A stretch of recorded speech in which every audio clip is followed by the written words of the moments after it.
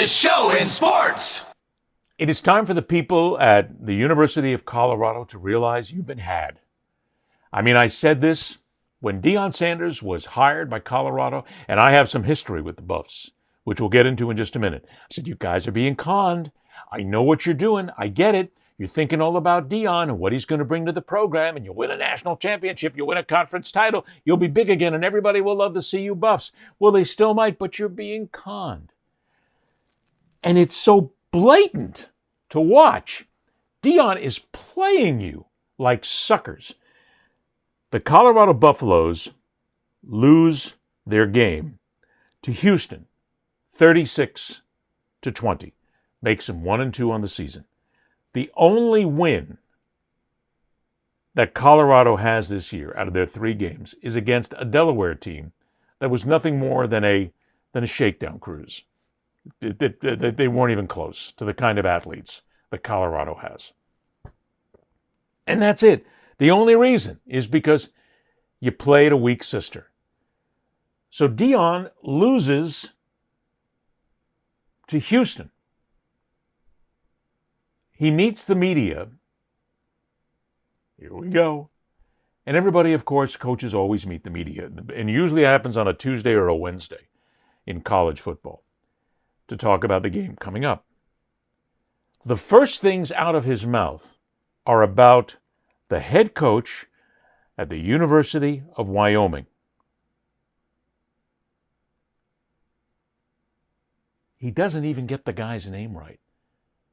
He's reading off a document in front of him, and listen to how he's reading it, because you can tell, obviously, he's never looked at it, he's never thought about it, he doesn't know the coach, he doesn't know who he's playing, he just sits down, and out comes the bullshit. God bless each and every one of you. Wyoming's head coach, Coach Swavel, tremendous career. When I read up and study some of these guys, I'm marveled at the stops they've had, the elevation that they've climbed to, and the opportunities they've been afforded, and they've taken advantage of it. And he's just another good one, good guy. I always have someone who reach out to me and tell me about the character of the not only the team, but the coaches that I'm getting ready to coach against. And this gentleman is unbelievable. He has done a fantastic job with the opportunity afforded, coming from the defensive back and the safeties since 2020. So he has understanding of this university, and he's done a heck of a job, man. So proud of him, proud to be up against him. I can't wait to see how we match up. Deion Sanders doesn't know spit from Shinola about the guy that he's about to face. And he's talking about how people tell me about him. People tell me about the character. And he's done a great job. His name is Jay Swavel. It is not Swavel or whatever he said, or Swavel. It's not. Deion doesn't even know this guy, doesn't care, doesn't need to. He just gets shoveled something from the sports information department that gives him this and tells him to read it. Hasn't even looked at it until he sat down. He doesn't know who the guy is, doesn't know who Wyoming is, and he doesn't care. He doesn't care. Because Deion is set. He can get away with anything there because the University of Colorado, the people around him, they have entitled him to basically become the clown show that he is. Oh, we won games the last couple of seasons, but where are you? You're now 1-2. A lot of those players are gone. Deion's kids are gone now. You've got players there that are basically second and third tiers, and they're just not that good. You're right back where you started. And not only that, here's the other thing about Deion. At his press conference, after he gets done talking about the coach that he knows absolutely nothing about, doesn't know anything about Wyoming, doesn't care to, doesn't have to, the next thing he does, and remember, at these press conferences, what coaches normally do is they talk about the opponent. They talk about what they're going to face. They talk about if they faced him before. They talk about their team. They talk about things that are getting ready, and then they take questions. Deion, the master con that he is, pulls out a press release from the University of Colorado and decides to talk about other sports at the school. Students of the week, Tawfiq Bayard, who's been playing his butt off as well. and Mantrez Walker out of Georgia. Team notes. Shout out to volleyball and soccer. Volleyball is 9-0. Wow. We wish we were them. Just the second time in program history. I just asked for someone to put schedules. We need all the athletic schedules in the dining hall so we could support one another, because we don't know. We sit there and eat with them all the time. And I was just talking to, I forgot which team it was, lacrosse. And like, when do y'all play? What's the schedule? And I want to know so we could come and support them. But shout out to the volleyball team. Soccer is 6-1. I love their coaching staff. I love those guys. They've lost a lot of weight and they're looking real good. They're eating right, looking healthy. I love those guys to life. And they hit that portal hard, didn't they? They hit it hard. I'm proud of them. They have a Big 12 opener at home against Kansas State on Thursday night. That looked like prenup feel to me. You know, when you've been through what I've been through, that looks like prenup to me. Okay, but I guess it's not. You can tell I'm in a silly mood today. This week is family weekend. We're going to have a packed house. I love family weekend, so the families of all the students can come here and see their babies, see their kids. It's going to be phenomenal as well. Let's go after this sip of water. Okay, let's go after this sip of water. Wow. I'm silly today? The man has Deion Sanders has absolutely no clue what goes on at Colorado. He doesn't care. He sits there and he talks about other teams. The soccer team, ooh, they're looking good. They're losing weight. Ooh, they hit the portal hard. I know what that's like, going after other players. And he's reading it. It's a press release from the Sports Information Department. That's all it is.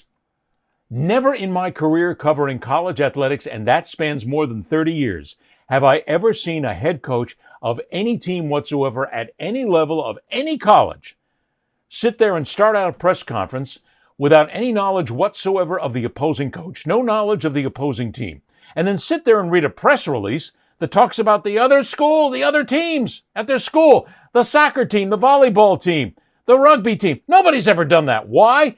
Because we don't give a shit. We're not here to hear that. As the media and as the fans, we don't want that. As the fans who are big fans of Buffs football, you want to hear about the team. You want to hear what's going on. You want to hear how we're going to get out of this 1-2 hole. You want to hear how we're going to get better. I don't care what the rugby team's doing. I don't care what the soccer team is doing. But Deion does it because he's trying to ingratiate himself with everybody and make people think that he actually knows and likes the school. He doesn't care. You people at Colorado, you people. That's a terrible thing to say. No, it's not. My friends at Colorado, I still have friends there. I worked in Colorado for 4 years. It was one of the 2 best times in my broadcast career. I loved it. I went to Buffs games. The feel, the aura around it, and that's when nobody was going. This goes back 20 years. I mean, sure, you had people going to the games every now and then, but it wasn't like it was popular or anything. People went, but they didn't sell out. Deion comes in, boom, selling out. People are there. Deion Sanders, we're cooking. Everybody's making money. You're being suckered. Deion Sanders is suckering you basically just to go ahead, hand him a job, pay him the money, let him roll up a resume, and let him one day become a head coach in the National Football League, which at this point I haven't heard anybody who's willing to give him a shot because he hasn't proven anything about being able to coach a team other than just bringing in a bunch of players from the transfer portal to go ahead and try and make a team better. But the people in Colorado, you're being suckered by this guy. The nonsense you're letting him get away with. They start a season, and what did they have? 197 quarterbacks on the team, and they couldn't figure out who the quarterback was? That's incredible. That's nonsense. That's derelict in duty is what it is. I mean, basically, he hands off, there's 2 losses out of the 3 games that they played, and you don't have a quarterback. Oh, now they're going to have a quarterback. Now they're going to pick somebody, and it's going to be a full-time guy. But you're letting this guy run this program, and you're not helping yourself. You're not making CU football any better. You're not making it seem to be better. You're not making it more attractive. Yeah, you're going to make it more attractive for the short haul, but for the long haul, nobody's looking at Colorado with any respect. I have talked to 3 different people in college athletics, 2 of them on the West Coast, who know this program very well, and said we still don't have any respect for Colorado, even less now than we had before. At least they were trying by hiring college football people, bringing in the kids, doing it right. Deion has just made a mess of it. He gave him 2 years, and now you're paying for 2 years. You had 2 years of success, and now you're basically going to suck for a short time, and Deion doesn't care. His assistant coaches don't care. His kids are gone. That's what he came to you for. He came to you to give his kids a platform so they could become draft picks. One, of course, going to the Tampa Bay Buccaneers, who didn't last 10 seconds because he shot his mouth off more than once and couldn't basically play the game to be an NFL pro.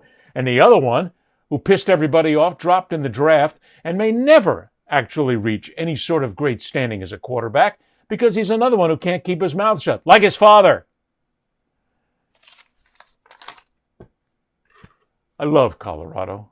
I love the University of Colorado. Great people. Always great people. But you've been suckered. You've been had.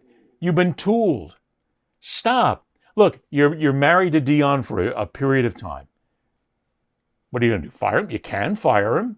If he has a bad year this year, sure, you can fire him. You can try. But you won't because it's still Deion Sanders, and you're going to give him at least another year, and maybe another one after that. And who knows? Might actually win some games because, let's face it, they're not in the most competitive conference in the country. You might get lucky. Maybe you'll contend for a conference championship. Maybe. I don't see that happening with any great regularity because it still comes down to the fact that Deion doesn't give a shit about Colorado. He doesn't care about Buffs fans. He doesn't care about making the program better. He cares about himself. Always has, always will. And it shows when he gets out in that press conference, doesn't know the name of the coach that he's coaching against, doesn't know anything about the team he's coaching against, although he's supposed to be getting ready for that team right now. And basically just reads press releases from your sports information department to fill up time and tell jokes. If that's what you want, and if that's what you think is necessary to build the Colorado program, hey, you folks got more trouble than I can think of because you're being suckered and you're allowing it. You're being conned, and you've been conned. Maybe you ought to take a step back a little bit and not be as conned as you have been by Deion Sanders. That's all, folks.